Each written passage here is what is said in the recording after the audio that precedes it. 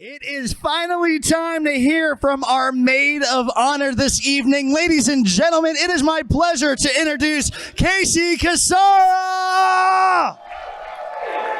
Is this, oh, there you go, good. All right, well, I feel like everyone has referenced waiting on Connie this weekend, and I feel like I've been waiting on Connie to give this speech for the past 45 minutes, so. Sorry, yes, I'm going to slow down now. Kevin told me to picture everyone in their underwear, but I was a kindergarten teacher, so I'm just going to pretend this is back to school night and you are all parents and it's going to be just fine. All right, so I want to start with an apology to the bride because I made her stand here at my wedding when she was only 18. And on Monday, I will officially be 20 years older than she was then, and this was not any easier. But I did write my speech all by myself. My dad wrote hers.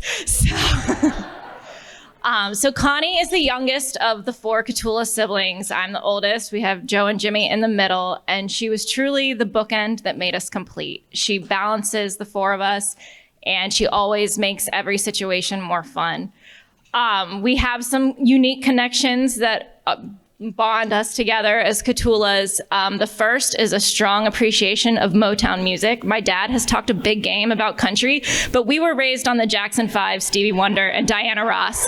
So no matter what he tells you, there's going to be some don't you worry about a thing tonight. And Sir Duke, we got to pull it out. But that's how we were raised. We still love country, though. Our other things that we are unique to the 4 of us, we can find a Simpsons reference or quote to any occasion. We were the last of all of our friends to have any new technology growing up.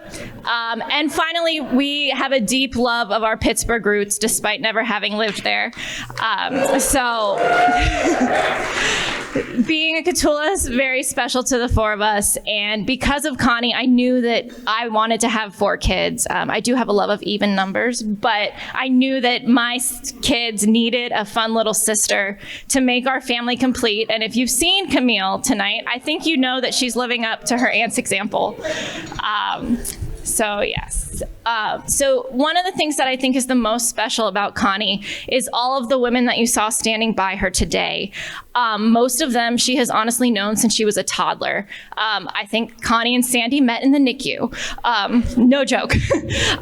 But she has always been surrounded by the most solid group of friends. So whether it was soccer with Alicia, go Flames, Connie and Colleen sang Love Will Keep Us Together in show choir once. A lot of them were all Chantilly cheerleaders. We have Franklin Glen Gators, and of course Delta Zeta at Radford. They have all been together from the beginning and have stuck by Connie's side. Connie is always the center of the party, and she is the best at keeping and maintaining friends.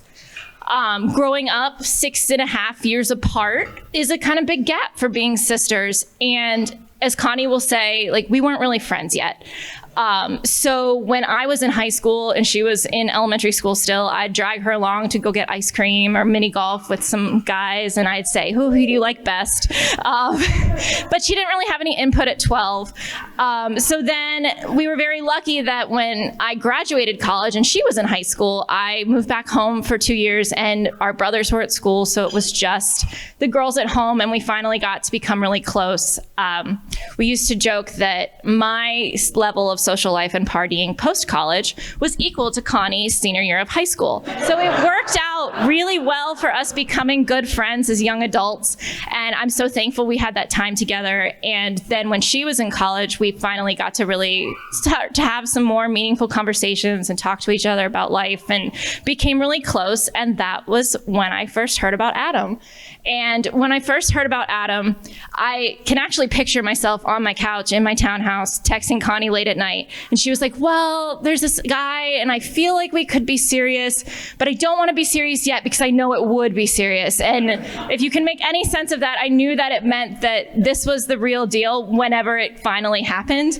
And I think we can all agree that in the years since then, Adam has shown that he is truly the best guy for Connie. He has meshed into our family so well.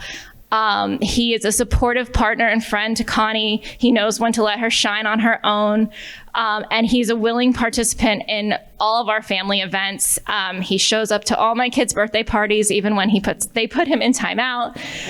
He's experienced many kotula traditions. He's eaten pierogies. He's decorated Easter eggs. He, I think, has polkaed a few times. So I think the next thing on the kotula bucket list will be to go to Kennywood this summer. So music has always been a big connection for Connie and I, even with our age difference. We've always shared the same taste. So I felt that to wrap things up, I wanted to leave her with some advice from one of our favorite songs, and two actually. But so the first one is a Connie favorite. So as you begin your marriage together, I want you guys to think that no matter what happens in your marriage every day, to quote the great Incubus, whatever tomorrow brings, I will be there. So please face each new day together with open arms and open eyes, and live the best in your marriage together. And if Adam, as I give you my baby sister, remember that as your relationship started, you were friends first. You were true friends. And as Connie and I danced together in 1998, our duet song said, in the end, you are my one true friend. So remember, moving forward as partners, she is your one true friend, and I am giving you my one true friend,